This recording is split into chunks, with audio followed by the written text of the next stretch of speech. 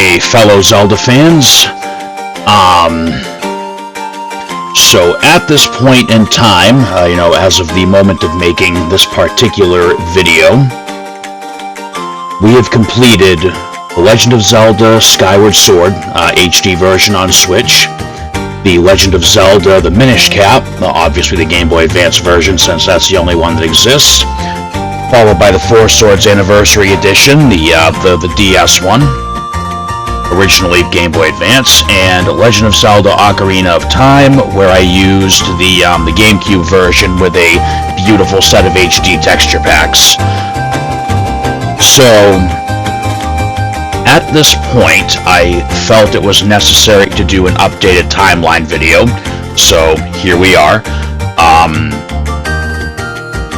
For those who have watched the original timeline video, there are some changes to the narrative, and mostly I'm doing this because I found more of those official releases, shall we say, that I've decided to fanfiction my way into adding into the overall series Let's Play. So enjoy the Dragon Roost Island music playing in the background, and let's talk about what's changed since my original timeline video that was done last June. So the date that I'm recording this is January 14th, 2024. The original timeline video I did before we started Skyward Sword was sometime in June of 2023, so it's been a little bit, and again, changes have been made, so let's get into it. So we're going to go through this from the top, even though these 4 games here have already been done. So obviously, in the beginning of history in the Zelda universe, the world of Hyrule was created by the Golden Goddesses, and the Triforce was created as a, I guess as an, I don't know why it was created, really, but it was created when the goddesses left the surface world and returned to wherever it is they came from. So, eventually, war between the demons and the goddess and her followers broke out, which was the prehistory events of Skyward Sword, basically, and then, the goddess Hylia decided to reincarnate her soul in human form and was eventually reborn as Zelda. Meanwhile, the spirit of the hero was reborn in Link, and the events of Skyward Sword then proceeded to take place. And as we already saw, because I've already played through that game on this channel, eventually the Demon King Demise was freed and destroyed and, unleashed his curse of vengeance upon us, and one way or the other, for every generation of Link and Zelda, some form of evil will make our lives a living hell. So some time passed, and then we came to Minish Cap, where one of those said faces of evil made his presence felt. The Minish Vadi, corrupted by a lust for power, when it really comes down to it, wanted to rule the world. And, we kind of put the kibosh on that with the Four Sword and the Light Force. And then, what did I say originally? Let's see here. Oh, I didn't put any notes on that. Alright, so, maybe a few generations pass, and, Zelda takes Link to check on the Four Sword, which has bodies sealed inside it. And wouldn't you know it, Vadi breaks free, kidnaps Zelda, and that takes us into the story of Four Swords, which, again, we used the Anniversary Edition because originally it was a multiplayer-only game. I talked a lot of shit about Nintendo in my original version of this, so I'm going to try to not do that, but, during the playthrough of Four Swords Anniversary Edition, I think I more than made my opinion clear about multiplayer-only games. And the single-player one, some of it was definitely still geared towards a multiplayer-only experience, but hey, you know what? We got through it.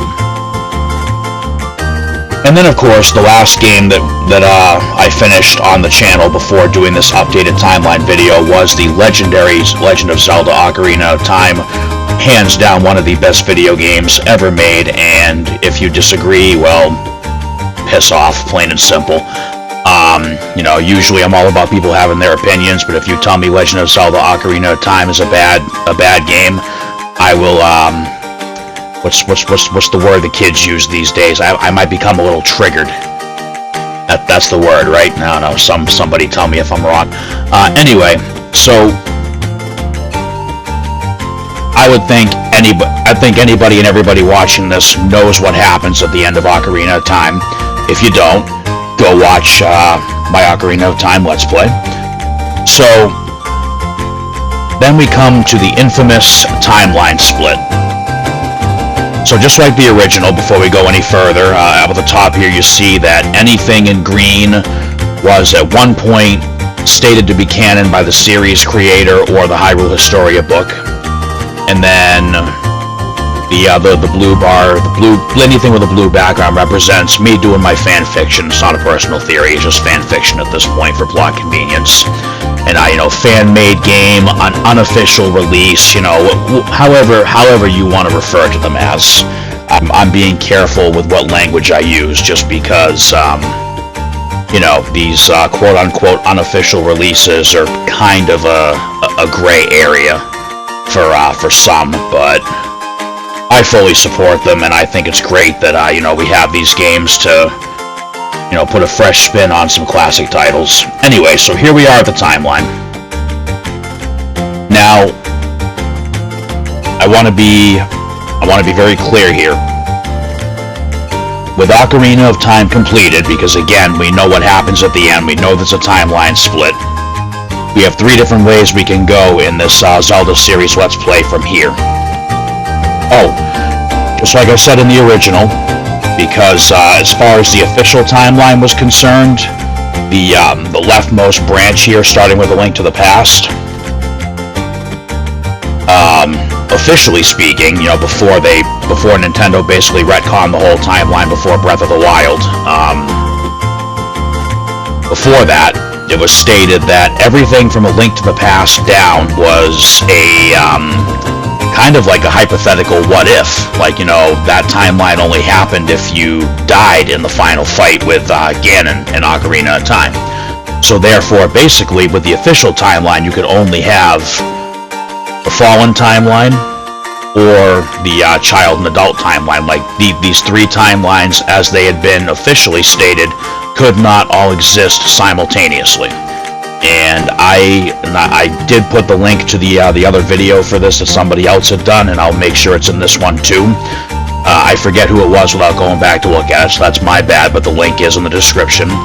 I looked at a lot of other Zelda timeline videos before I threw this together, because I wasn't really caught up on the lore when I did the original timeline video that I did.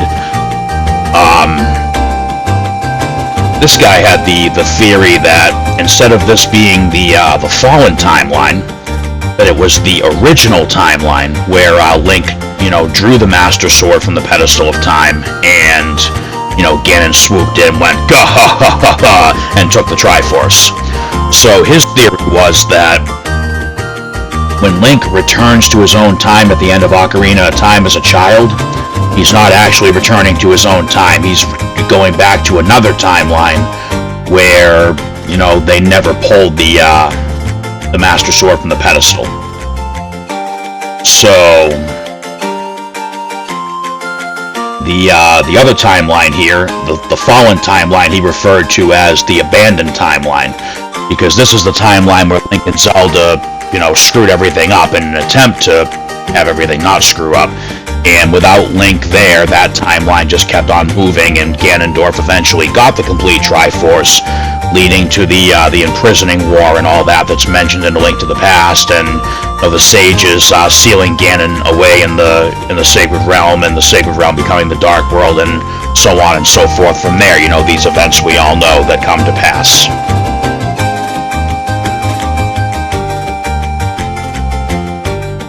Now we'll come back to that timeline in a minute. So, the child timeline is Link returns to his own time, and you know, there are a couple. I mean, there's going to be some plot holes here and some like things that need to be explained away no matter what we do, because you know, I am a sucker for video game series with extensive and intricate lore. But these games were originally never meant to be like that, so, you know, that's where the whole fan fiction and kinda plot convenience and making stuff up to fit them all together comes into play, which I'm not the first person to do, so, you know, somebody else probably has a way better way to tie this all together than I do, and makes me a little jealous, but, you know, I'm doing what I think is good for our series Let's Play that we're doing here, or that I'm doing, and, you know, you guys are watching and hopefully enjoying. Anyway. So Child Timeline is, you know, Link returning to his own time at the end of Ocarina of Time, and, you know, that other little tragic departure scene that, you know, we all know about, with Link losing one of his other friends. And then the other timeline is, of course, the adult timeline, which moved on without Link after Zelda sent him back to, you know, the other timeline to relive his childhood. So I have decided that we are going to go down the child timeline first, so let's go ahead and talk about what's going to happen there. Spoilers. Massive spoilers for basically everything that we have left to do in the series at this point. So if you don't want spoilers, stop watching, stop listening. There is the Google Docs spreadsheet is updated if you want to take a look at it. If you want to hear what I've done and what we're going to do and how I've strung this all together, keep listening and enjoy the rest of the ride. So the child timeline, seriously right now, starting spoilers for the end of Ocarina of Time if for some reason you've never played it or seen it, in which case you should really go back and watch my Let's Play of that. You know, a little bit of self-promotion here going on. Anyway. The end of Ocarina of Time. Navi leaves, which, you know, kind of sucks because that's like, you know, the only friend that Link had left, because, you know, everybody else he met went off to become sages. So Navi left Link on his own, and that's kind of where Ocarina of Time ended as far as the child timeline goes. So actually, the next game we're going to be playing after I'm done with this timeline video is The Legend of Zelda, The Missing Link, and this is one of those unofficial releases, we'll call them.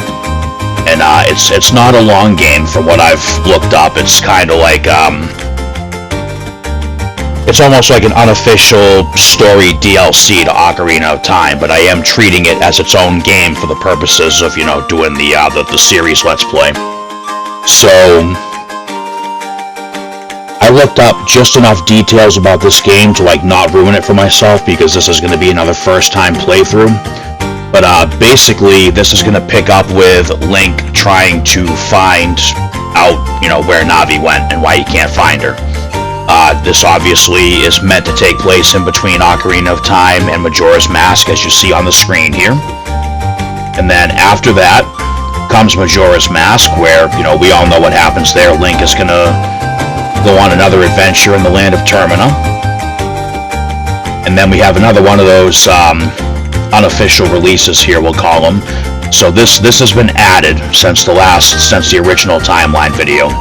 So Legend of Zelda, Voyager of Time. Basically, the story behind this one, again, this is just what I looked up without ruining, like, you know, the gameplay or the story for myself, because pretty much anything in blue is guaranteed to be a first-time playthrough for me.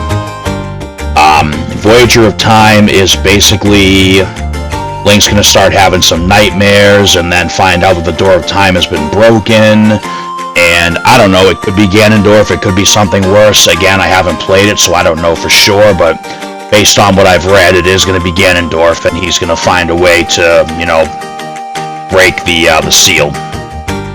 So I'm not sure exactly how that one plays out, but as far as I can tell, it is meant to take place after Majora's Mask. Now, if we're going to fit it anywhere in the timeline, because really it's just a standalone, unofficial edit of Ocarina of Time, we'll say. Then that takes us into The Legend of Zelda, Ocarina of Time, Zelda's Birthday.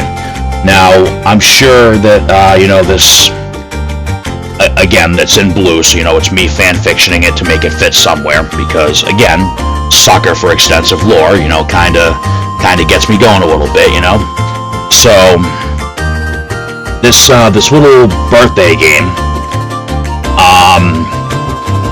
I'm gonna say it takes place after Majora's Mask, so I'm putting it after Voyager of Time, because from what I've seen, we are going to be playing as Child Link in that one, and he seems to be living a quite happy, peaceful life in Kakariko Village when the game starts, so I assume that, not assume, it's clear he moved out of the Corkery Forest and went to live in Kakariko instead, so let's say for, fan fiction and timeline purposes that this is going to be the same Link from, the other games on this timeline.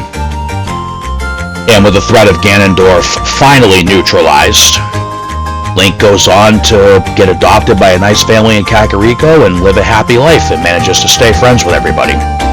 And then, they're all having a good time until someone steals Zelda's birthday presents, I believe is how that story goes. So that'll lead us into the events of that game. And then another unofficial release, Master of Time. This one was already on the timeline. This was not added since the original.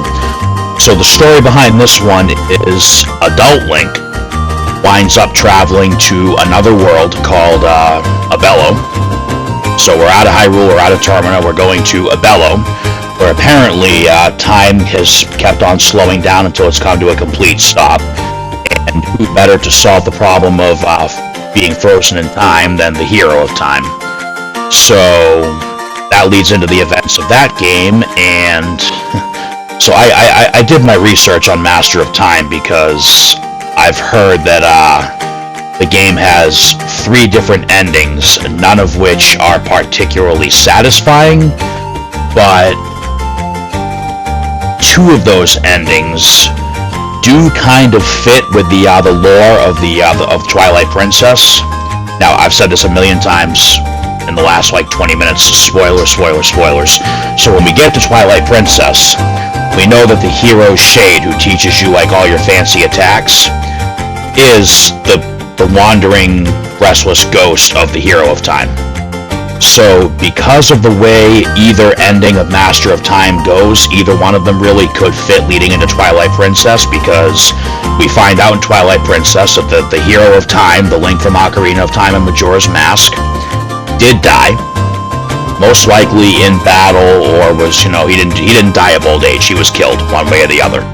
So the way Master of Time ends, I think, fits in quite well with the Twilight Princess lore. Like I said, I'll stop beating a dead horse with that one.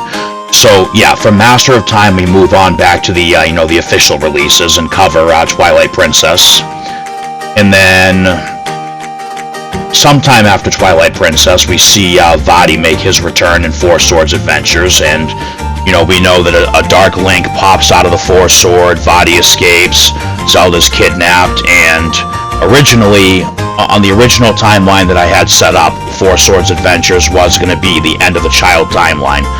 But you know what happens when you're single and your kid's asleep on a weekend night and you have way too much time to spend on the internet. You find some cool stuff, and then you find stuff that makes you need therapy. But thankfully we're not talking about that stuff here. So I've added yet 2 more games onto the child timeline, making it the longest of the 3, I believe. So after Four Swords Adventures, we're going to play an unofficial release called The Legend of Zelda Perils of Darkness. And what did I jot down for that?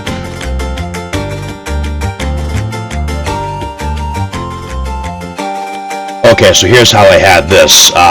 Somewhere in between Four Swords Adventures and this Perils of Darkness game, Demise's Curse recycles, Ganondorf is reborn. Oh no, that was my fan fiction for Four Swords Adventures to make it fit better. So yeah, somewhere in between Twilight Princess and Four Swords Adventures, Demise's Curse recycled, Ganondorf is reborn, finds a trident, becomes Ganon, and then thus leads into the Four Swords adventures. So, here's how I'm going to play this one, because there is a character named Vaati in Perils of Darkness. I did do a little bit of research on that one. So we're going to say that Vaati is reborn, having, like, not really any actual memories of his past existence, but, like, you know, he sees, like, bits and pieces and through his dreams, and those dreams, unfortunately, take him into Hyrule seeking the Triforce, which leads into the events of Perils of Darkness. Then we'll say somewhere after that Ganon escapes the Four Sword from the Four Swords adventures, and he is destroyed, the Triforce is reunited, and everything's all ponies, unicorns, and rainbows after that.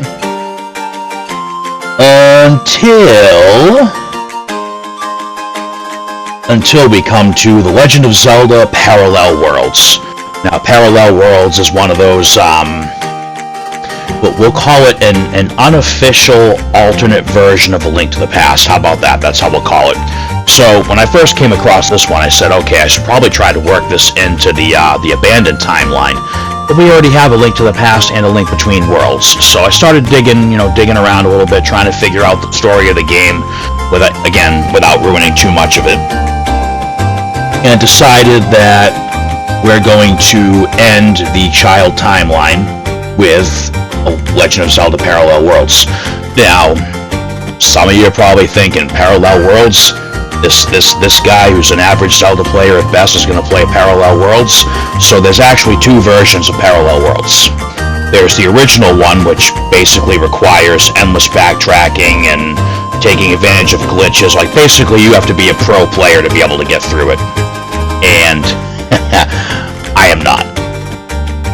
But then there's this other version where basically somebody else took this unofficial release and tweaked it to make it a more enjoyable experience for average skilled Zelda players like myself. So the child timeline will eventually end with The Legend of Zelda Parallel Worlds. Then we're gonna hop on over to the adult timeline, and we know the story here. Spoilers continue. In the adult timeline, Ganondorf did break free of the Sacred Realm, and he unleashed hellish vengeance upon the land of Hyrule until the gods interfered and did the whole, Noah's Ark thing, except, they had islands instead of a ship. So, roughly 900 years later, Ganondorf manages to break free of the now underwater kingdom of Hyrule, leading into the events of the Wind Waker, until we inevitably drill the Master Sword into his head and turn him to stone and leave him at the bottom of the sea. Then eventually, actually right after Wind Waker, we see the start of the journey of Link and Tetra, who is Zelda Reborn, trying to find a new Hyrule. And of course, we venture into uncharted waters and get accosted by Bellum and the Ghost Ship, which takes us into Phantom Hourglass.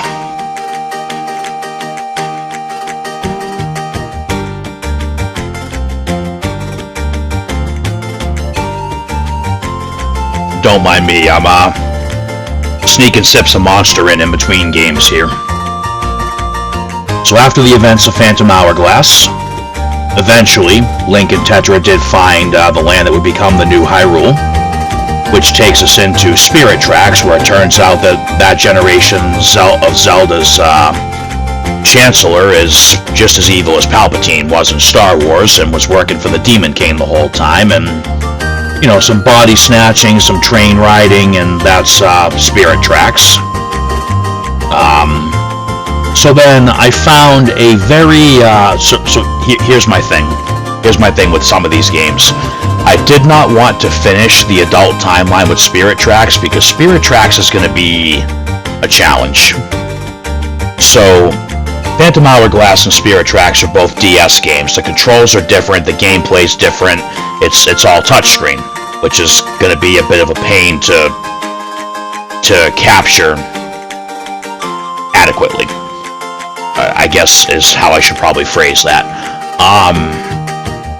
So I did not want to end the future the Adult Link timeline with two games that are probably going to have me pulling my hair out to trying to get the footage of. So I was, again, combing through the internet looking for cool, unofficial, unreleased Zelda projects. I found this little beauty. Legend of Zelda 64, Dawn and Dusk. So this was supposed to be like a test run of the capabilities of the canceled Nintendo 64 disk drive system.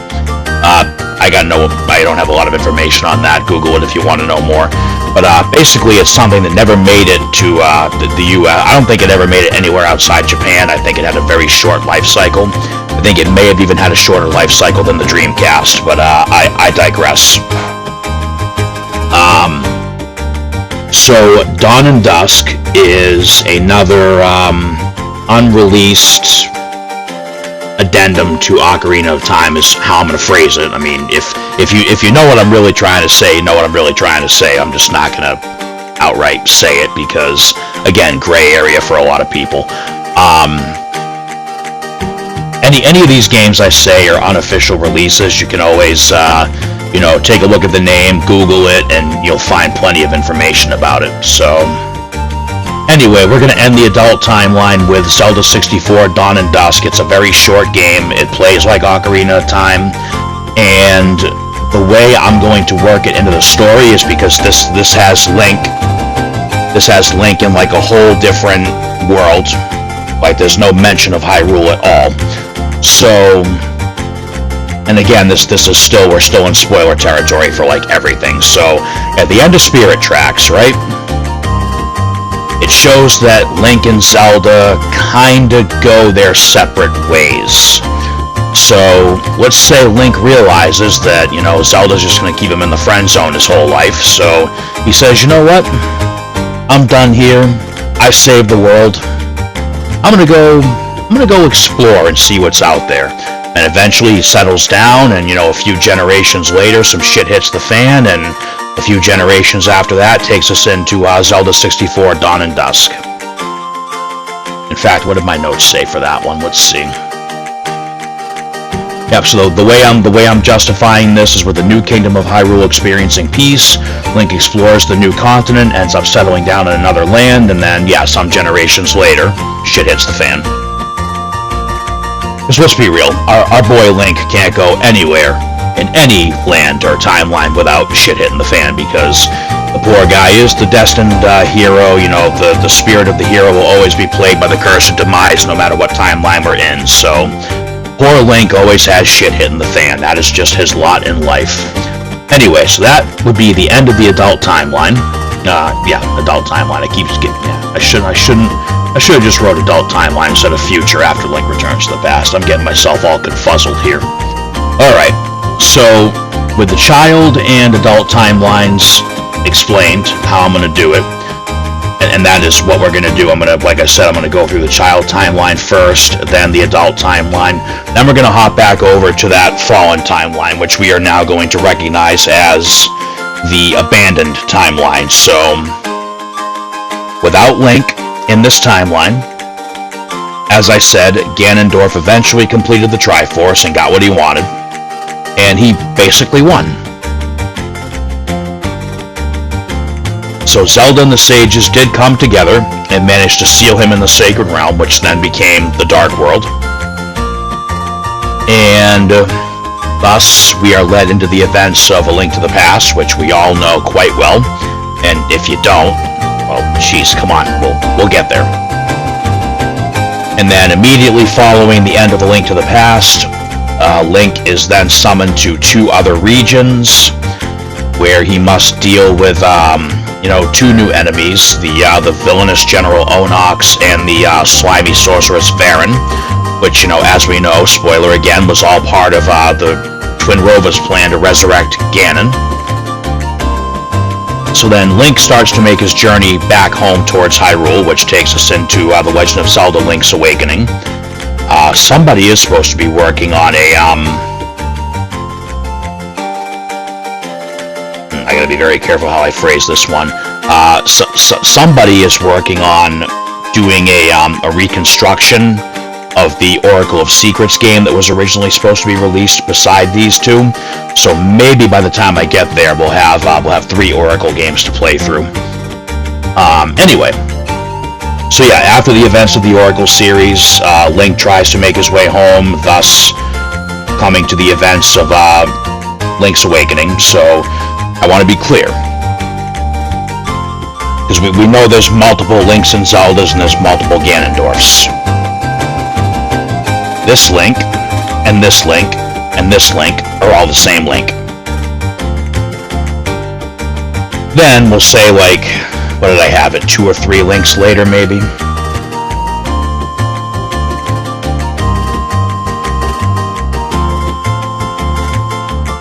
Okay, so yeah, so I have in between Link's Awakening and A Link Between Worlds that Ganon is reborn. We're a few generations ahead for Link and Zelda.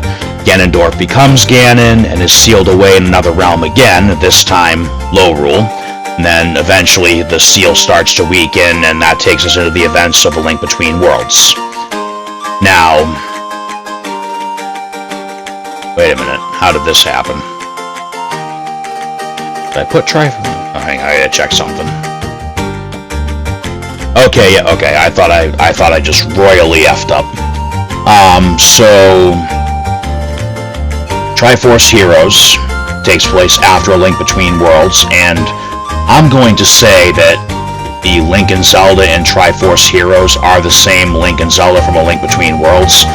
I don't know if that's necessarily canon, but, before the entire timeline was retconned, it was officially stated that Triforce Heroes was in between A Link Between Worlds and the original Legend of Zelda game. So, now let's take it a step further.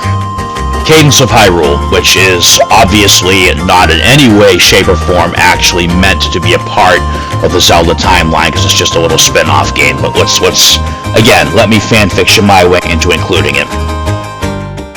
So let's say that after the events of Triforce Heroes, Link and Zelda are just chilling, the king's got himself a new advisor, and this advisor is so terrified of the idea of Ganon returning that he goes off the deep end and does something absolutely stupid, which leads into the events of Cadence of Hyrule. Meanwhile, Ganondorf has been reborn again, because there's just no keeping a bad guy down, apparently.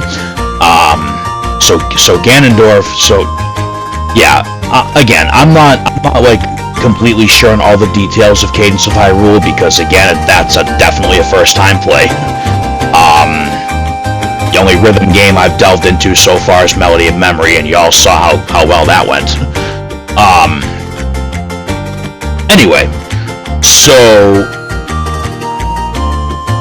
let's say that, Cadence of Hyrule is the same Link and Zelda from A Link Between Worlds and Triforce Heroes, and this is not official, this is me fanfictioning once again. And, Ganondorf takes the Triforce of Power, becomes Ganon, we go to the future for a little bit to deal with it, and then we return to our own time, and everything is supposed to go on peacefully. Now, I had something else here, and I'm not sure where it disappeared to. Wonder if I took that out on purpose. Okay, so to talk about what comes next, we kind of have to bounce around a little bit, because after all this, sometime later, we have a new generation of Link and Zelda, and Link is off doing who knows what. Before the events of the original game, The Legend of Zelda, the original Princess Zelda, who we have to try to wake up in Adventure of Link, the whole story behind that, which I genuinely remember having typed on here. I must have chosen not to include it at some point.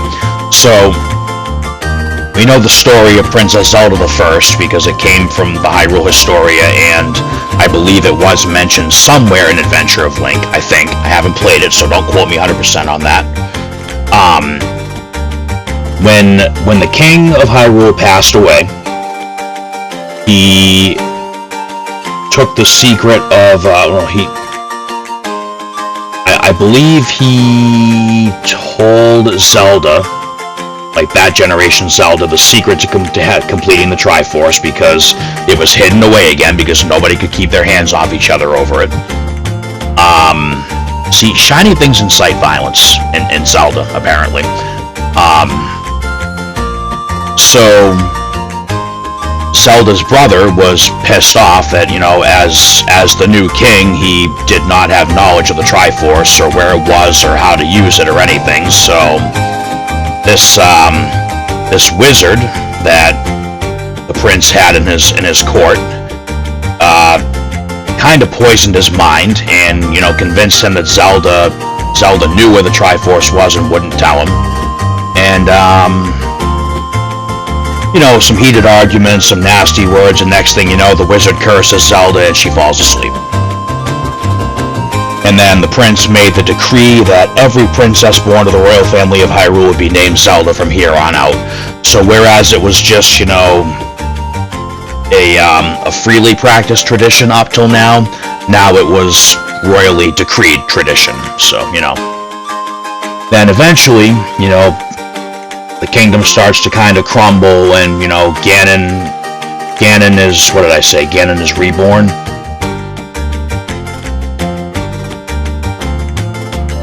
Okay, nope, so the Ganon that was sealed away. So the Ganon that was sealed away from Cadence of Hyrule, or yeah. I feel like I made a boo-boo here. Yeah, this is where I started having a hard time trying to piece it all together, because Cadence of Hyrule was such a pain in the ass to fit into the timeline here. Oh, I see what I've done wrong here.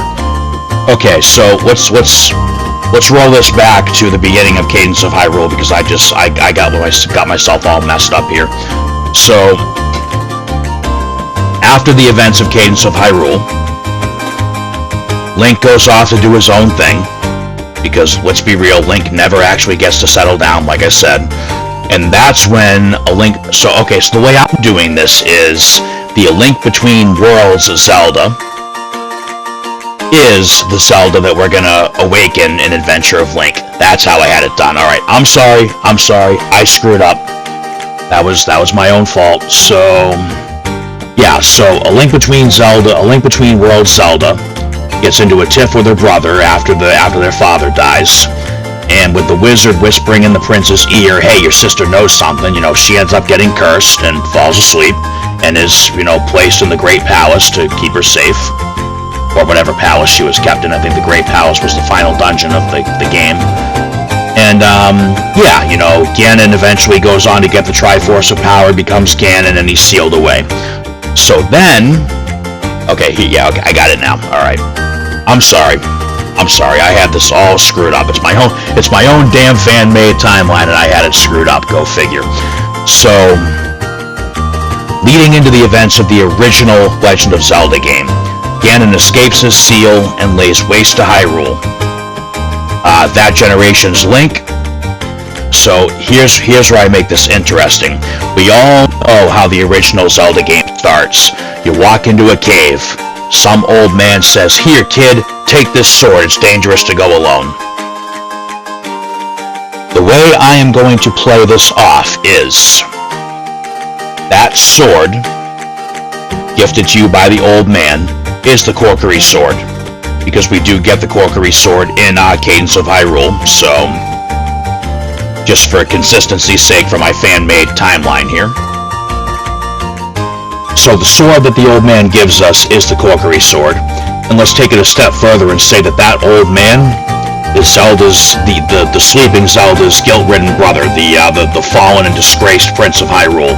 And, let's say he somehow lived long enough for a new generation of Link to show up.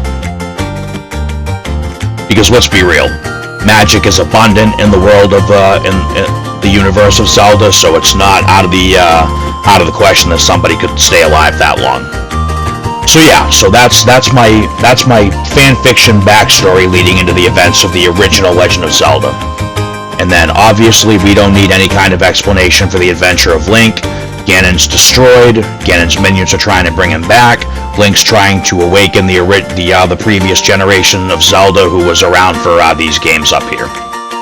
And this is another case of where I don't want Adventure of Link to be the last game that we play on this timeline, because I feel like it's going to be... Adventure of Link is different. If you've played it, you know it's very different from, like, the first Zelda game. They mix Zelda with RPG elements and put you in, like, a side-scrolling thing for fights. It's just different. And I feel like I'm going to heavily struggle with that game. So, I was looking around and found two more, quote-unquote, unofficial, unreleased beta games, we'll call them, that I'm going to stuff at the end of this abandoned timeline. So, we have The Legend of Zelda Outlands. So, somebody revived the Thunderbird from the Great Palace in Adventure of Link. And the bird just swooped in and stole the Triforce and kidnapped a bunch of really important fairies who were guarding the Triforce. Now, normally, and this is going to hold true for most of the series, you will never, ever see me do a second quest on any game. Because usually it's just harder enemies, or... like the hero mode on a lot of the games, or it's just a redo of the same game with different dungeon layouts. However, I dug into this game a little bit, watched a couple other people play it, and the second quest on Legend of Zelda Outlands has a different final boss. So, I got it on screen right here, I got my cursor over it, so this is how I'm going to play this off. In the first quest, the Thunderbird's been revived, and it stole the Triforce and the fairies, like I said. Let's say the second quest of Zelda Outlands takes place, maybe a year later. The Triforce is stolen again, by an old man. And I'm going to say that the old man is the one who revived the Thunderbird, and is the evil wizard who cursed Zelda back at the tail end of, well, not the tail end, but after the events of Cadence of Hyrule. So let's say that, roll with me on this one. Let's say the old man that gave us the sword in the original Legend of Zelda was the guilt-ridden prince who had his sister cursed and put into eternal sleep, basically. And let's say that the evil asshole at the end of Legend of Zelda Outlands is the wizard. Let's say he's another iteration of Aghanim. Like a shadow of Ganon that was supposed to, carry on the evil until Ganon could free himself. Speaking of which, our now last game on this abandoned timeline, Legend of Zelda 3, The Return of Ganon. So while the wizard had the Triforce of Power in his possession, he did some freaky deaky to it. And 13 years after the events of Adventure of Link and Outlands. Oh look, the spell suddenly does something and Ganon comes back, leading into the events of this game.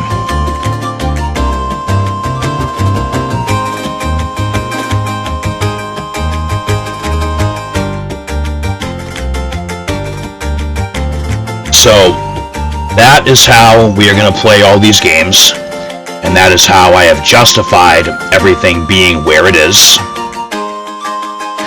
Now, one thing that I have not changed is my timeline convergence, dragon break, whatever you want to call it, theory, where eventually Ganon comes back, and it's decided that the best way to handle this is to literally split Ganon's soul into fragments and spread it across different timelines. And then eventually, because again, this is still the same, the inevitable outcome of all timelines is going to be Hyrule Warriors, where Ganondorf is revived and eventually sealed again. I'm assuming. I haven't played Hyrule Warriors either yet, so, but from what I was reading up, the game ends with being sealed away. But, we see characters from each of the timelines kind of doing their thing here, so I stand by my fan fiction here of the walls between timelines dimensions being left damaged because, you know, people were kind of crossing back and forth, basically just weakening the fabric of time and reality. So the timelines start to kind of bleed into each other. Ganondorf breaks free, you know, brings all his buddies around from across time. He eventually becomes a true, full reincarnation of Demise, and shit gets so out of control that the gods come back and are like, okay, well, now we're kind of out of options here, so... I got it right here. A bloody final battle is waged against Ganondorf, or, you know, the newly reincarnated Demise. And when everything's all said and done, you know, there's really not a whole lot of people left. So this Ganondorf is basically drained of his life force, and yeah. No, not that Ganondorf. That Ganondorf gets destroyed. And, you know, the timelines basically just converge into one. But, you know, again, just like the Dragon Break from the early Elder Scrolls games, everything that happened in the 3 timelines did all still happen before they all just kind of, you know, became like a swirling vortex of time and space and became one with each other. And then, of course, that leads us into the prehistory of Breath of the Wild, which is, you know, Ganondorf somewhere throughout time being defeated and stuck underneath Hyrule Castle in his weird little bony, vacuum-sealed, dried-out bodily form there. Which, of course, leads us into the Legend of Zelda Breath of the Wild, and then right after that we'll do Tears of the Kingdom. And, yeah, so then the last thing we have on the list... assuming that no more Zelda games come out between now and when I get to this. So, I haven't played Breath of the Wild, I know, still, I suck, but I was upfront about that when I did the original timeline video, so I do know the story of Breath of the Wild. Calamity Ganon breaks free and kills the King of Hyrule and wreaks havoc on the entire kingdom, gets his ass beat and has to sleep for 100 years to heal up. But, what if he didn't? What if Calamity Ganon didn't win? Well, that's where Hyrule Warriors Age of Calamity comes in, because even after we have this timeline convergence, we just have the timeline split again. Now, obviously, this is just me doing fan fiction, because Hyrule Warriors Age of Calamity is a spin-off game. It's not meant to be canon. The official canon timeline is just Breath of the Wild and Tears of the Kingdom, but, again, I want to include everything, and I was not going to get all the way down here and then leave out one game. So yeah, so that's how I'm justifying all of this, that's how I'm fanfictioning all of it to make it fit. So, just to recap, we've already done these 4, Skyward Sword, Minish Cap, 4 Swords, and Ocarina of Time. So now we're going to go down the child timeline and do the Missing Link, Majora's Mask, Voyager of Time, Zelda's Birthday, Master of Time, Twilight Princess, 4 Swords Adventures, Perils of Darkness, and Parallel Worlds Easy Edition. Then we're going to hop over to the adult timeline and do Wind Waker, Phantom Hourglass, Spirit Tracks, and Dawn and Dusk. Then we'll pop over to the abandoned timeline and do A Link to the Past, the Oracle series, Link's Awakening, A Link Between Worlds, Triforce Heroes, Cadence of Hyrule, the original Legend of Zelda, Adventure of Link, Legend of Zelda Outlands, The Return of Ganon. Then we'll get down here and do Hyrule Warriors. And then we'll finally get down here and do Breath of the Wild, Tears of the Kingdom, and then the other alternate timeline for Age of Calamity. Alright, I know this was a long one, so if you've actually made it all the way to the end of this video, thank you for taking the time to watch it. If I lost you 20 minutes ago, if you stopped watching to avoid spoilers, I totally understand. But the important thing is, you know, we've covered everything. I've given you guys an idea of how I'm going to do the rest of the games and why, and what I've, you know, made up on my own to make it all fit together. So, yeah, I don't think there's anything else that really needs to be said here. I'll be doing, like I said, I'll be doing the next game, which is The Legend of Zelda Missing Link, very soon, so keep an eye out for that one. That one's only going to be 1 or 2 episodes long, I think, and then we'll get on to Majora's Mask. So, whether you watched the whole thing, whether you skipped over a bunch of it, or, whatever, thank you all for watching. This is now the timeline we'll be going by for the rest of the Zelda series Let's Plays. And, yeah, like I said, Missing Link will be coming soon.